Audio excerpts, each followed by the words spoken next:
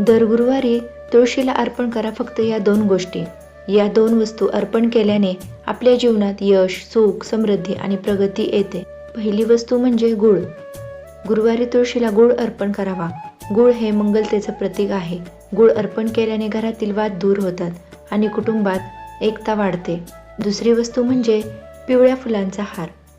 पिवळं रंग हे गुरुग्रहाचं प्रतीक. तुळशीला पिवळ्या रंगांचा हार अर्पण केल्याने गुरुची कृपा मिळते. शिक्षण, नोकरी आणि विवाहात यश प्राप्त होतं. या वस्तू अर्पणाच्या वेळी ओम विष्णवे नमः हा जप मनात करा. मनोभावे पूजा करा. हेच सर्वात मोठं अर्पण आहे. याचे फायदे: घरात शांती, सर्व कामांमध्ये यश, नकारात्मक ऊर्जा दूर, आर्थिक प्रगती व आरोग्य लाभ. हा उपाय तुम्ही दर गुरुवारी नियमित केला तर तुमचं नशीबही बदलेल. अशाच भक्तिमय माहितींसाठी चॅनलला सबस्क्राईब करायला विसरू नका. धन्यवाद.